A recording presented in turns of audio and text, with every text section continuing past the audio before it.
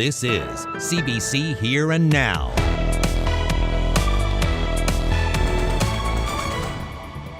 The RCMP extends our deepest sympathy to the victim's family and friends, and our police officers remain dedicated to finding those responsible for this heinous crime.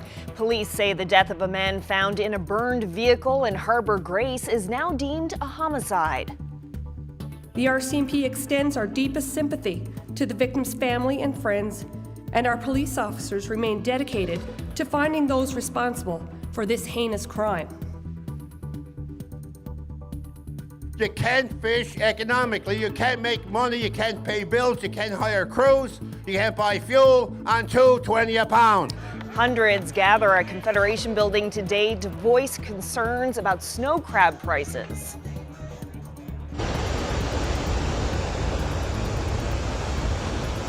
Oh God, oh my Jesus! Oh my God. A close call at Cape Spear, how one man got it all on video. And Parks Canada is warning the public to stay away from the shoreline.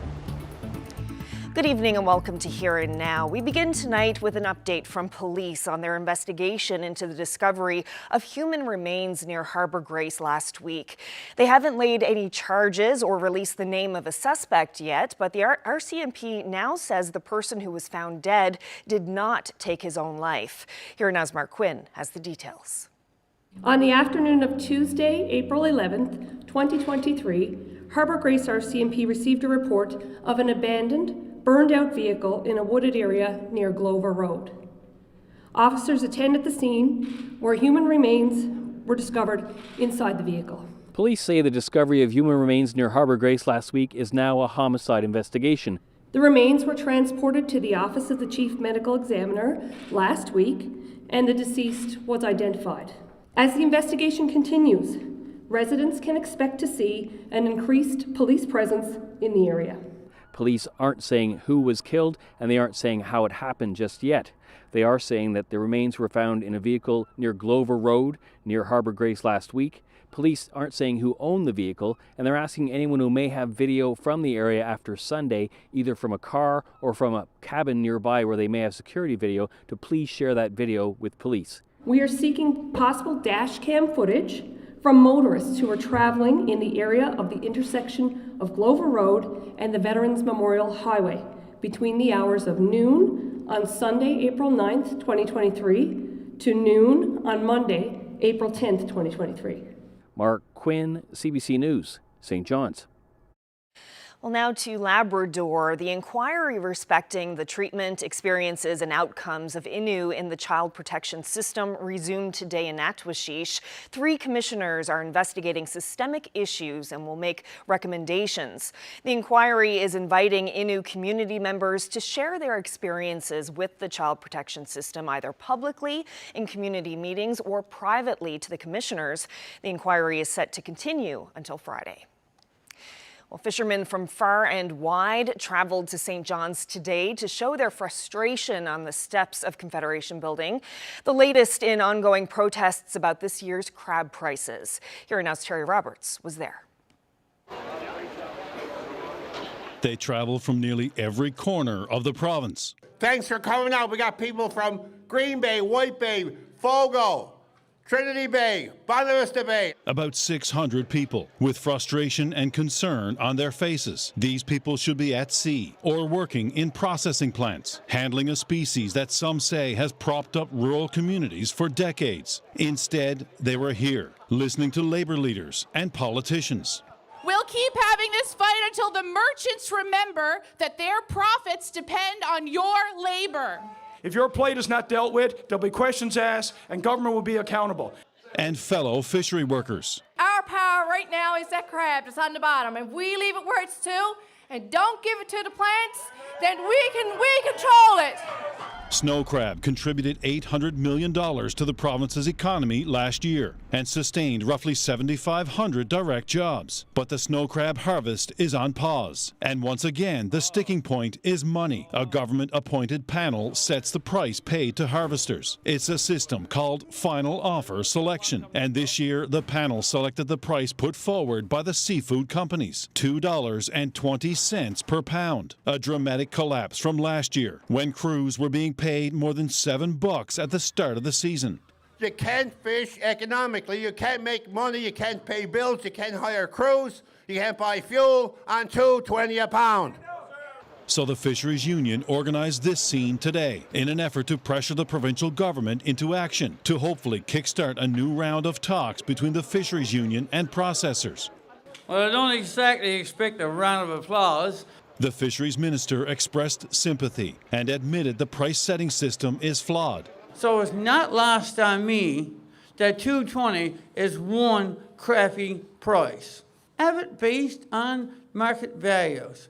I think a formula is where we need to be. But Bragg offered no concrete solutions, except this. If you stay ashore, you cut down on the supply. When the supply is gone, the price should go up. I support your move on that. It was a strong show of unity, peaceful, with protesters quietly walking away after about an hour, some wondering what it was all about. What was the point? Crowd of people for pictures. It had to be 1 hour. What can you solve in an hour? Others are hoping a strong message has been sent. Not no satisfaction. I'm just hoping that they saw the turnout and they see that people means business, right? That they're not going, and well, we need the fishery.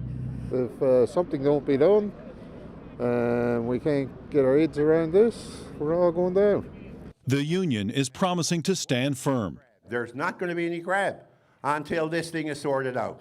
One voice that's absent from this debate so far? Processing companies. After all, this is the largest crab harvest in the world. But right now, it's no comment from the Association of Seafood Producers. Terry Roberts, CBC News, St. John's.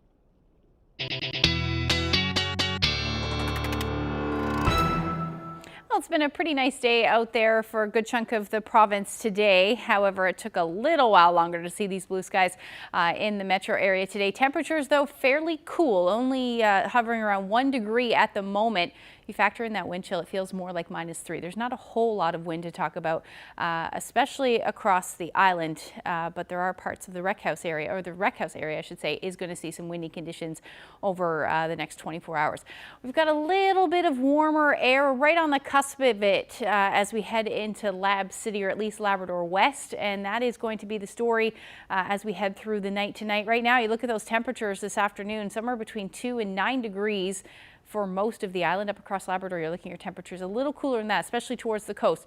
But if we take a look at what's happening right now in Wabush, 4 degrees. And if we take a look at the next couple of hours, those temperatures are actually going to stay quite mild overnight. We do have some showers moving in, but the rest of the province is going to drop like a rock. We'll talk all about that coming up. Thanks, Ashley. Well, now that we're heading into the spring weather, Marble Mountain waved goodbye to the 2023 ski season yesterday. The hill had 76 ski days this year, making it one of the longest seasons of the past decade. The annual Slush Cup was held yesterday, a tradition on the final day of the season. Skiers and snowboarders tried their best to cross more than 100 feet of slushy water with bragging rights and a free season pass for the winner. Work will now begin to prepare for the summer in hopes of making the resort a year-round attraction. Well, an incredible video of a huge wave that almost swept a woman out to sea has prompted Parks Canada to issue a public warning about the dangers of going off trail and getting too close to the water. Just have a look at this.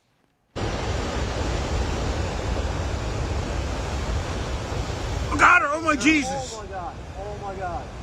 Yes, a horrifying moment that could have easily ended in tragedy, but luckily the woman made it to safety.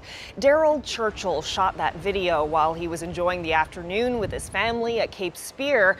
He says he felt shock and relief all at once. He spoke with the young woman afterwards and says she was shook up and wet and had some scrapes and bruises, but seemed fine otherwise. She wasn't saying a whole lot. She was, like I said, she was pretty shook up. I think I said something to the effect, what were you thinking, kind of thing, and she said, well, young and us young people think we're invincible, and I was thinking, yeah, well, you came close on that one.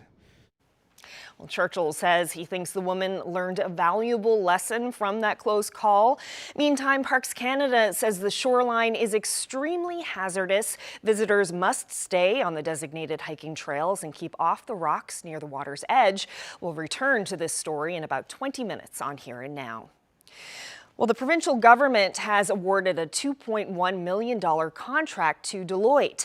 It's to complete an assessment of acute care infrastructure on the Northeast Avalon. In a press release, the province says Deloitte will develop a master plan and program for a new hospital to replace St. Clair's Mercy Hospital, including potential sites. And it will look at requirements for the new Cardiovascular and Stroke Institute that will be constructed at the Health Sciences Centre in St. John's. A report on the assessment is due later this year. Well, to hockey now, where a Labradorian was behind the bench for the Philadelphia Flyers in the NHL this weekend. Daryl Williams of Labrador City is an assistant coach with the Flyers, but he took over as head coach on Saturday just for the final game of the season and to lead the Flyers in an overtime win. Williams has also coached with the former St. John's Fog Devils of the Quebec Major Junior League, as well as in the NHL with the Vancouver Canucks. Williams says Saturday's game was a special one. You know what, it was exciting. I mean, you know, it was the last game of the year, but there were a lot of things. You know, Jonathan Taves, obviously, you know, celebrating his great career. And then obviously we had Justin Braun and you know, in his last game with us, and you know, it was great. Everyone played hard, both teams right to the end, and an exciting finish. And staying with sports, Brad Guzzu and his team from St. John's have won the men's division of the Pinty's Cup. The award is for the best overall performance during the Grand Slam of curling season. Guzzu has won 14 Grand Slam events in his career, and it's his third Pinty's Cup. And speaking of awards, the Canadian Screen Awards wrapped up last night after a week of events. A number of Newfoundlanders and Labradorians earned a statue this year, including Mark Critch for his work as part of the ensemble cast for CBC's This Hour is 22 Minutes. The show also won Best Sketch Comedy Program. And Johnny Harris also won as part of the team for Best Factual Writing for his series Still Standing. And Tom Power was named Best Host of Talk Show or Entertainment News for his role in the Juno's pre-show. And a special posthumous award was also given to Paul Pope of Pope Productions for his work in TV and film and his tireless promotion of this province. The actors of the television show Hudson and Rex, which is filmed in Newfoundland, were on stage to honor Pope, who died last year. They presented the award to Pope's wife, Lisa Porter. Film production is a group effort, he'd say. You cannot do it alone. And he was never alone. There was such an outpouring of love and stories when he passed. My boys would say we needed a bingo card. Gave me my first job, my first role, my first chance, my second chance. Believed in me when no one else would. He believed that everyone, no matter where they lived or what their background, should have access to the resources to tell their story. No guts, no glory. His candor was infectious, a truth serum, a party.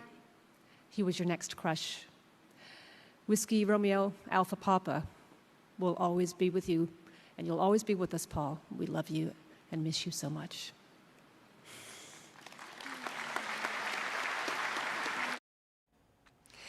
Well, acclaimed Canadian writer Joan Clark has died.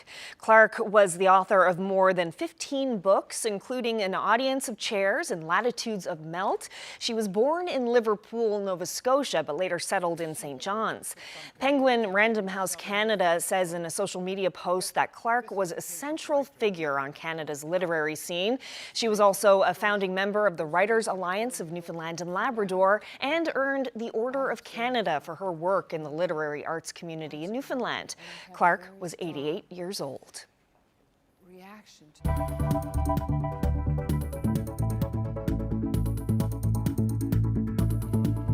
A group of young Innu is headed to a special camp in a remote part of Labrador where they'll learn traditional skills, cooking, and more from elders. Meet some of those taking part in the culture camp coming up. Well, we're generally sitting under a ridge of high pressure, so we've got a few things going on, keeping temperatures cool in onshore flow. I'll talk all about it in a few minutes. And Ashley will appreciate this. A little later in the show, drop by and befriend a beagle. A weekend fundraiser in St. John's lets the dogs out for adoption.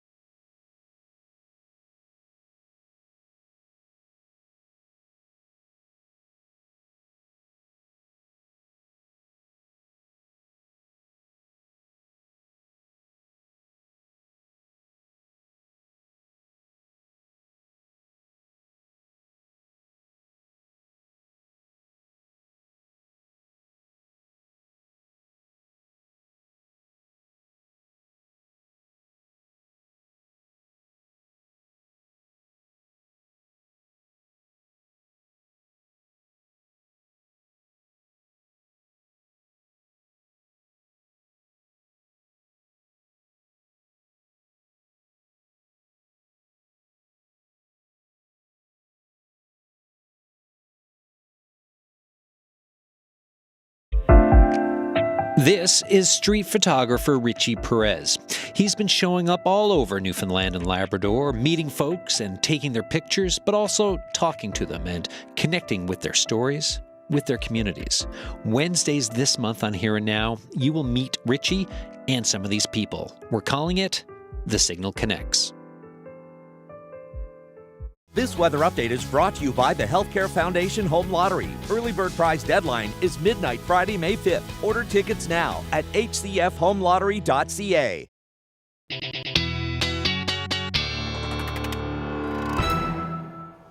Looked out the window this morning and saw that light little snowfall and was like, no. Yeah, stuck around a little longer today, but the sun did come out, so that's good. Yeah. However, temperatures are still pretty chilly if you're in onshore flow. And temperatures have cooled down a little bit across parts of Canada, actually. Let's take a look at what's happening. Now, you know, last week we were talking about how Toronto most of Ontario was sitting in the mid to high 20s, even cracking the 30-degree mark in some places. But those temperatures have now dropped thanks to a dip in the jet stream down to 12 degrees this afternoon in Toronto, 13 in Montreal, and actually Halifax sitting at 16 degrees earlier today. But if we zoom in across at least our province, we're looking at those temperatures, although pretty spring-like, 7 to 9 degrees. But again, in that onshore flow, those cooler temperatures stick around and only topped out between 2 and about 4 degrees, much cooler for coastal areas of Labrador. But still in the single digits on the plus side of the mercury for Happy Valley, Goose Bay, and Lab City today at +4. So if we take a look at where we're sitting right now, still similar temperatures, down to sitting at 9 degrees, I should say, in Stephenville, 3 in Lassie, and Twillagate, you're hovering around the 0-degree mark at the moment, pretty much between there and about +1 as you head towards the metro area as well.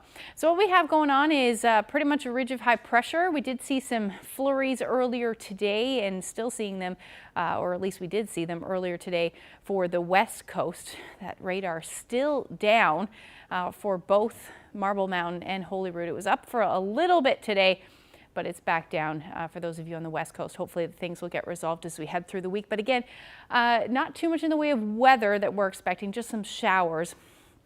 But that will move in as we head through the next couple of days. You can see on that satellite too where that ice is.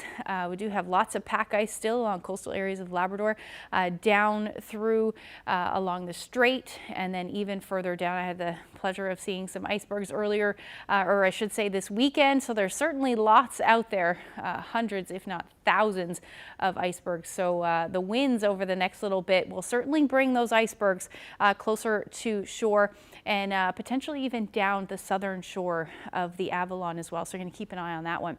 Right now, or as we head through the overnight, I should say, there's not really a whole lot to talk about. Things should be relatively quiet. We may see some cloud cover move back in.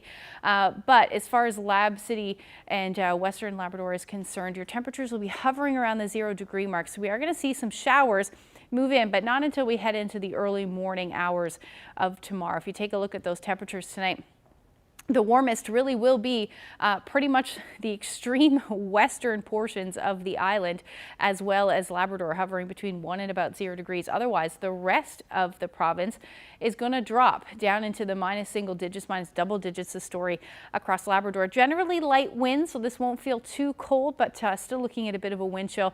And the winds for those of you in Lab West will sit out of the southeast, hence that milder air, and they'll be between 20 and about 40 kilometers per hour.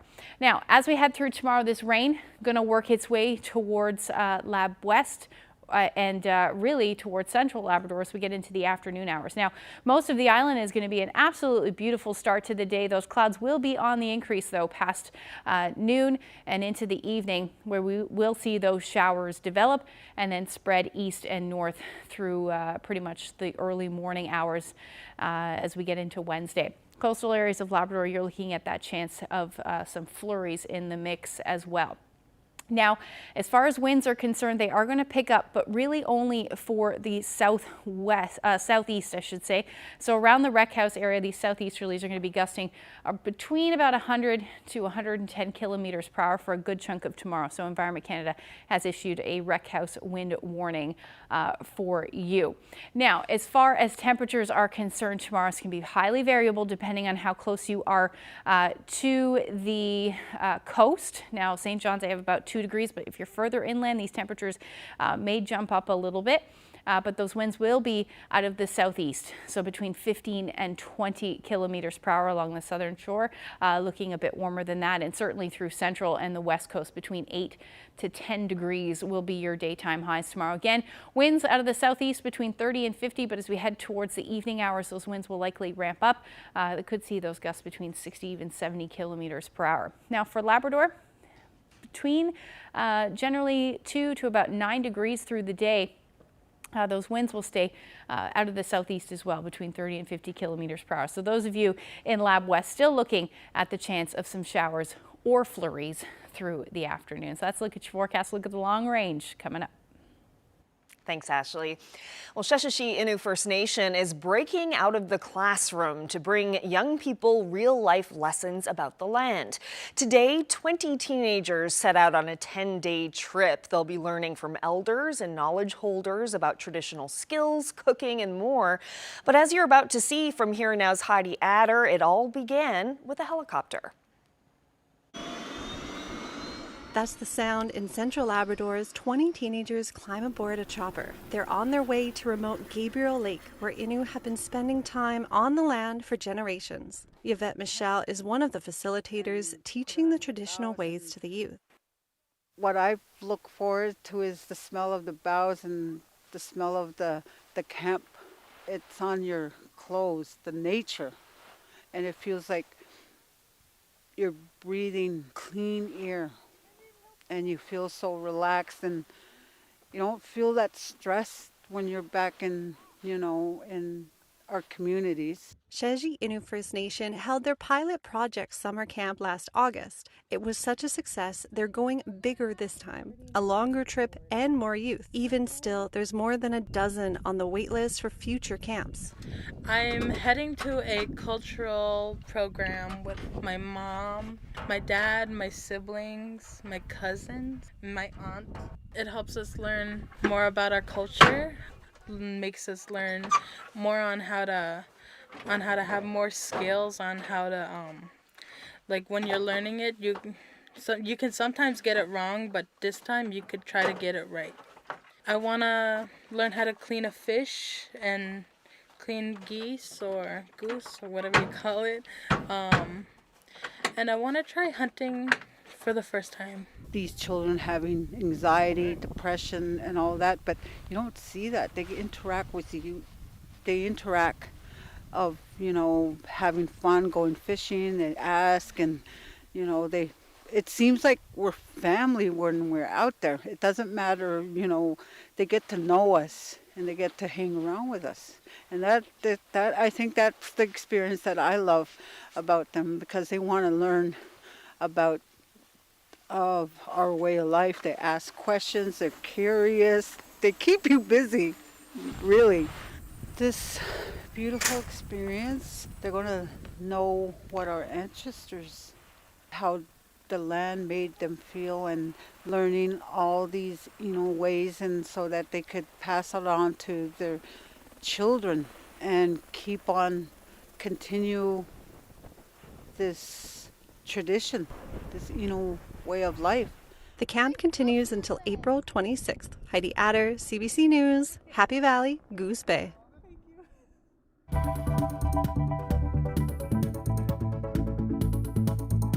I said something to the effect, what were you thinking, kind of thing, and she said, well, us young people think we're invincible. And I was thinking, you came close on that one.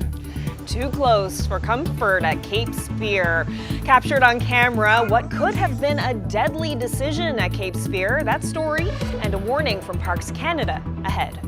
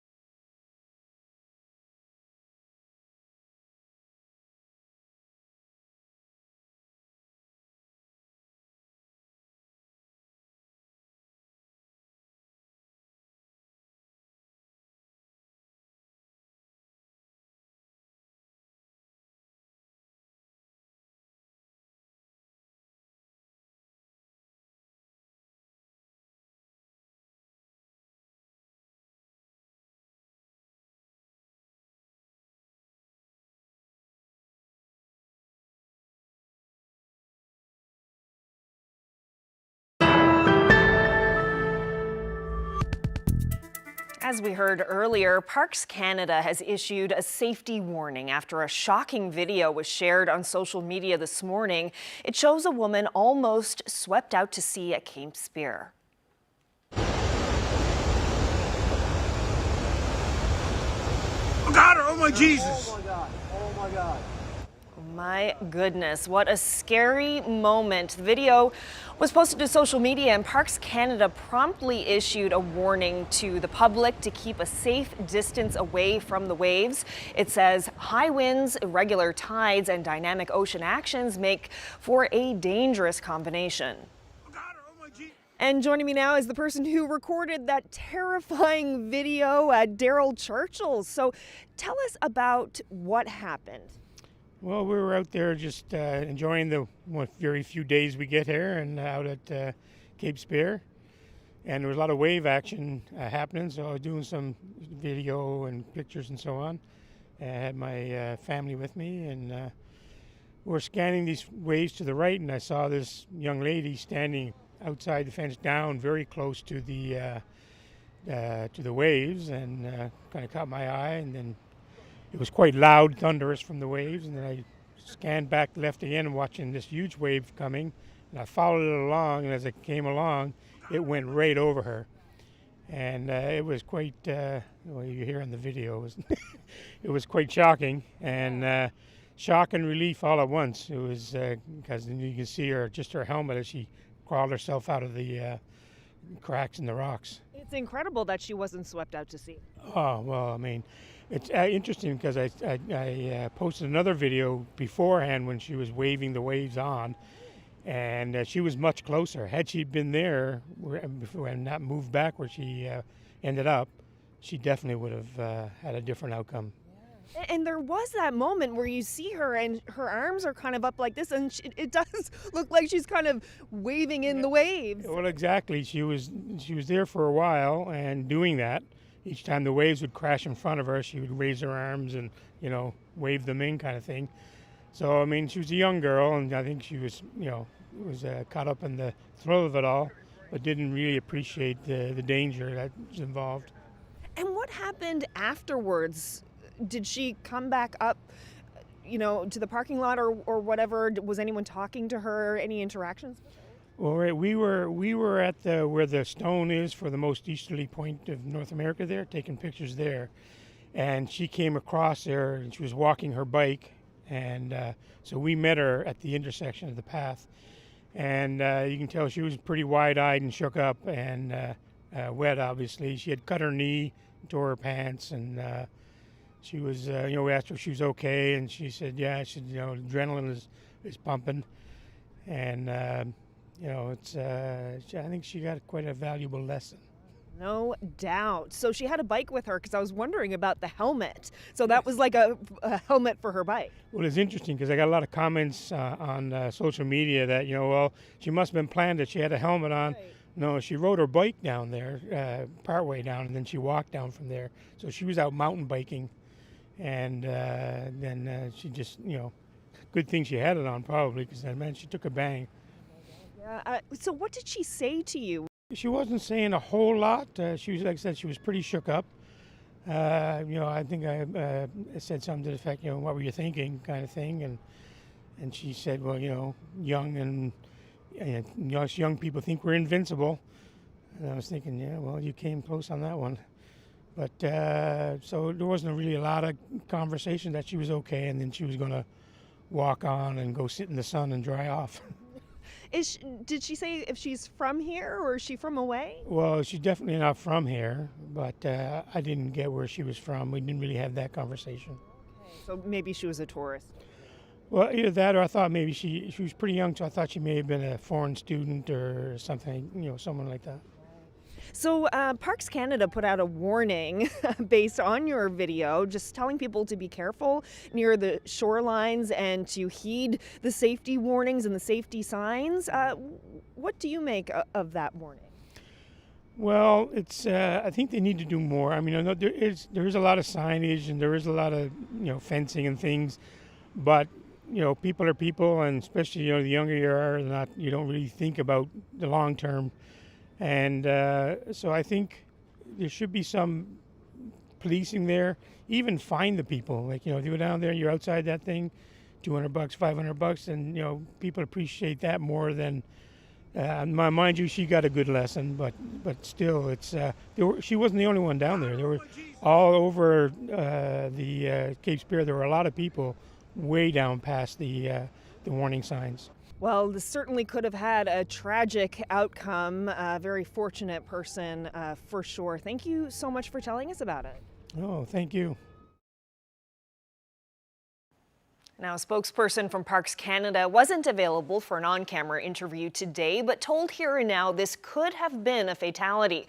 The person in the video was well outside the designated area at Cape Spear, and a park representative tells us they're very concerned. Parks Canada is stressing it wants visitors to have a positive experience, but that the public must stay on designated trails and off the rocks near the water's edge. Well, in other news, a St. John's animal group says it's absolutely inundated with dogs. Over the weekend, Beagle Paws held an event in St. John's, part fundraiser, part adoption opportunity, so people could come meet some of the dozens of pups looking for a home.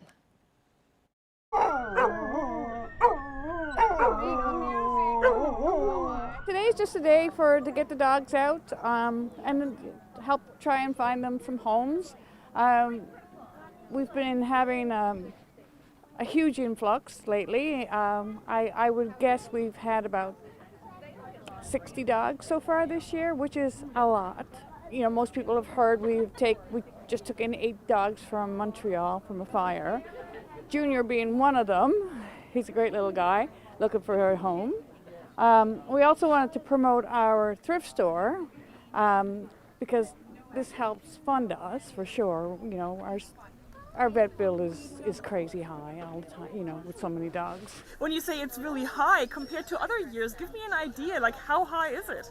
In previous years, we probably got, 10 dogs a month maybe, but, it just seems like it's almost one every day.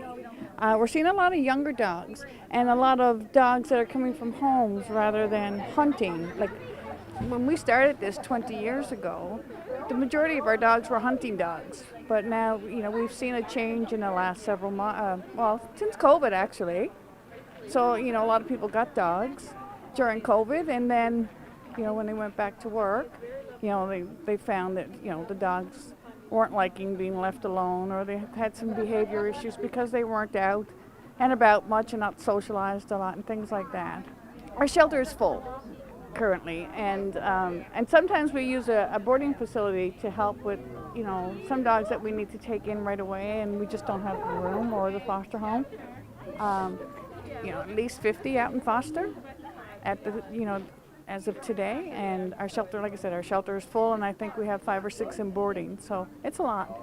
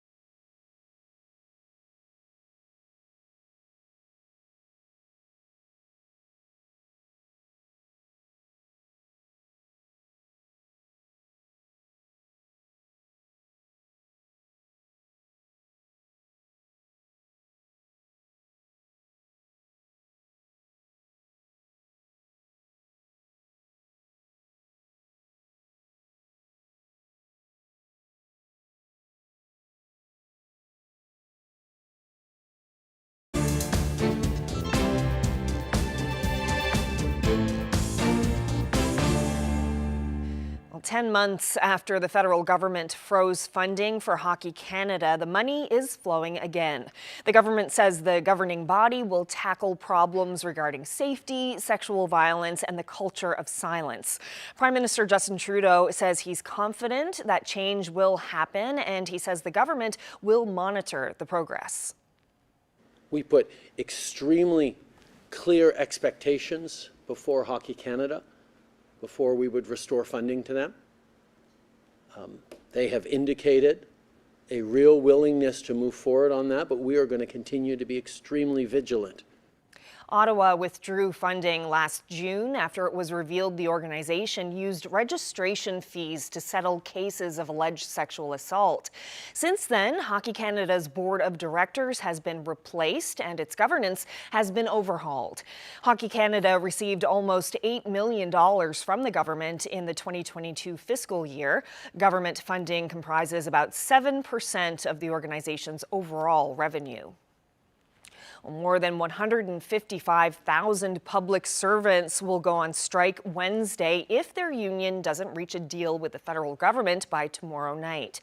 Kate McKenna has more on a labor dispute that could have a big impact on services, including processing tax returns. After nearly 2 years of negotiating, an ultimatum. We're setting a clock on this round of bargaining. If there is no deal reached by 9 p.m. Eastern Time tomorrow, April 18th, I am authorizing a national general strike beginning at 12:01 a.m. The main sticking point is wages. The union says workers are feeling the pinch of inflation. Workers are fed up. We watch corporations make record profits, but yet nobody wants to pay working people. If a strike goes ahead, it'll be the largest public sector strike in decades. Canadians could expect delays in processing tax returns, passports, even traveling across the border. Will the government get serious and negotiate a fair contract that respects the public service workers? The government is committed to reaching agreements at the bargaining table that are fair for the employees and reasonable for taxpayers. We have a good offer on the table, and there's enough ground to reach a deal. PSAC is Canada's largest federal public sector union. It says it intends to use its size to pressure the government into giving them the best possible deal, setting the bar for future negotiations.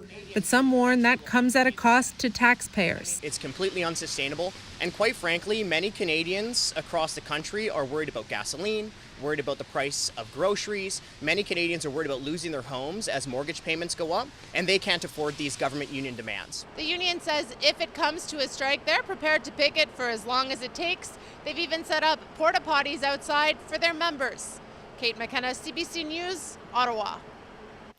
The Canadian Broadcasting Corporation has stopped posting its news on Twitter. It's because of a new label the social media company has slapped on the CBC. That happened days after a tweet by a Canadian politician. Thomas Stagg explains. Canada's public broadcaster says it won't be tweeting for now, amid a spat over its funding and editorial independence. At issue is Twitter's move to tag CBC's corporate page as government-funded media, a label demanded by the leader of the opposition when Pierre Poilievre told Twitter's owner, Elon Musk, Canadians need to be protected against disinformation and manipulation by state media. The fact that he has to run to American billionaires for support to attack Canadians says a lot about Mr. Poilievre and his values. The news continues here, of course, on BBC One. Twitter recently started applying similar labels to broadcasters like Britain's BBC and U.S. National Public Radio. BBC fought the move and got its label changed to publicly funded.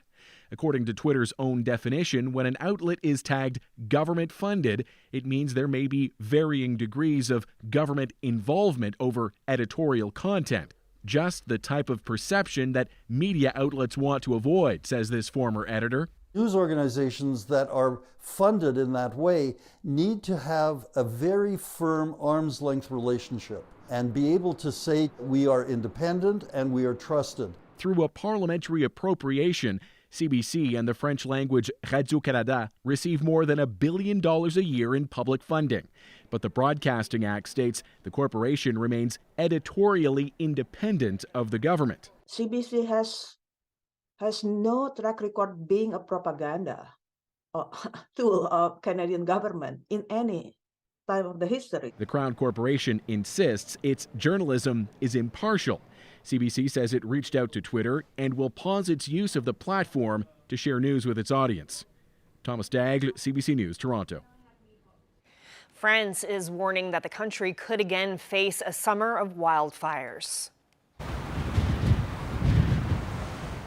The country faced its biggest woodland blaze of the season over the weekend, with flames destroying nearly 2,500 acres along its Mediterranean border with Spain. The fire was brought under control today, but it's been an unusually dry winter across parts of southern Europe following a drought last summer. Some districts in the southern France area have already introduced water restrictions. The French Interior Minister says the fire season is starting early this year because of climate warming.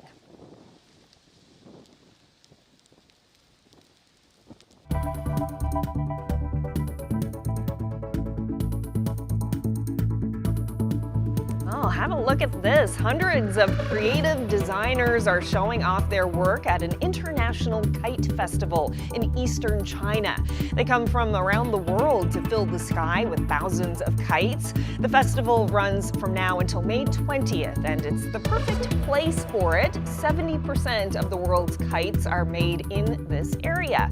So, any windy weather for us in the forecast? We'll have to wait and see. Ashley's forecast is just ahead.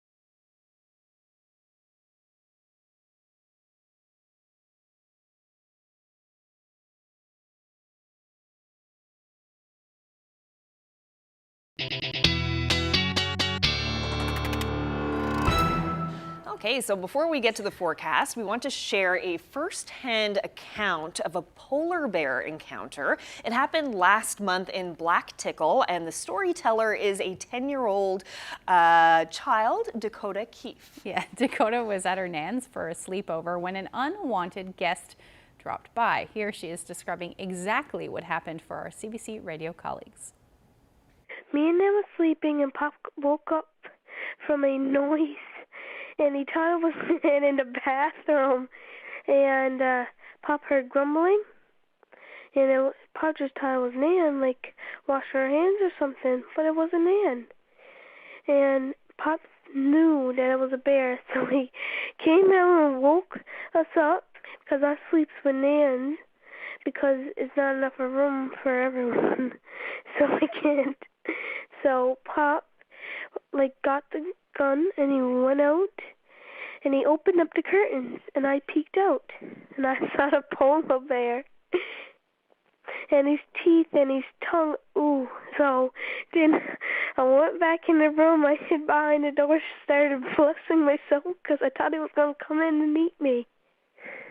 Pop went out to the door, and the bear went off the bridge because Pop yelled at him, so he went off the bridge on the side through the railing, and then Pop opened up the door. Instead of opening up and looking at the blinds, Pop opened the door. So Pop opened the door and shot the gun in the air. So after that, he ran up, and then Dad and Uncle Wes came and chased him over there. So yeah, that's what happened. And I thought Daddy was hungry, so I thought he was going to come in and eat us. I thought we was bear meat that night. We did see polar bears up close in the past, but not that close. Not eye to eye. If we wanted to, we could have cut a little hole and he could stuck his nose in. So we didn't want to do that either, because dangerous predators, very dangerous. Dangerous predator indeed. Wow. Great storytelling, Dakota. Yeah, it was really good. Dakota described it for our colleagues at Labrador Morning. Yeah, it was a really good story. That was wonderful. It's pretty cute, pretty cute. Yeah. Okay, so now we're going to look ahead to the long-range forecast. What's in store for us this week? Yeah, unfortunately, things are going to start to get a little bit more unsettled, more spring-like. Spring in Newfoundland, let's just say that, where we see some gray skies and, the chance of some showers and all of that. So let's jump right into it. There's that area of low pressure. So it is going to bring some rain to parts of Lab West as we head through the evening hours on Tuesday, and eventually southwestern portions of the island will see that shower activity as well. So it will work its way further east as we head through the day on Wednesday. Generally gray skies. Winds will be out of the southeast pretty much across the board, and that is going to keep things cool along the south coast. Same thing for the Avalon as well, especially if you are close to the coast. So temperatures going to keep them somewhere between 2 and about 8 degrees across the island. Up across Labrador, you're looking at your temperatures between 2 and about 7. Warmest will be in central Labrador as you hover around 7 degrees in Happy Valley, Goose Bay. But again, lots of gray sky. May see a few peaks of sun towards the west, but that will be pretty much the end of that. Otherwise showers this story. We could see some periods of rain in the mix there as well, especially for the Avalon, and that will generally continue as we head into Thursday. Now, better chance of seeing some flurries up across the Big Land, but the shower activity pretty much the story across the island. Now, towards the coast, the northeast coast, you may see some flurries in the mix, and that's just because some of the temperatures will be a little bit cooler for you. If you take a look at the temperatures as we head through the afternoon on Thursday, they will be somewhere between 4 and about 9 degrees. Now, Northern Peninsula, you'll hover around 4 degrees as well, but still can't rule out the chance of a few flurries in the mix there, especially for southeastern Labrador. But overall temperatures for Labrador will be hovering between 1 and about 5 degrees above zero for Thursday. Now, unfortunately, this area of low pressure is pretty much going to stick around, and that means a lot of gray skies and the chance of showers in the forecast, in the long-range forecast, where we sit somewhere between 3 and about 4 degrees. Now, if we do see the sun peek out at all, the temperatures will bump up a few degrees in this. And again, as is typical, through the spring, if you are away from onshore flow, those temperatures could jump up as well. There's highly variable forecasts, that's for sure. And then as far as central and western Newfoundland goes, again, gray skies right across the board. A little warmer for western Newfoundland. And that's again because you're going to be out of that onshore flow. So by Saturday, you could be hovering around 10 degrees with some sunshine. So that will certainly be nice. And then for eastern Labrador, staying above zero between 5 and about 7 degrees. Things look to settle down by the time we get into Saturday. But that chance of flurries will stick around for Lab West pretty much across the board with your daytime highs between 3 and +5. Now, we had a beautiful weekend as far as sunshine was concerned. This is the sunset in Kings Point. Justin shared that lovely shot with us. And if you have any, I know there are lots of icebergs out there, and I'd love to see some photos of them. Send them to my Facebook page, Twitter, or email them to nlphotos@cbc.ca. A great picture, Justin. I love that pop of yellow with a little with the structure there. Yeah. Well, that's it for us tonight. Thank you so much for joining us. Good night.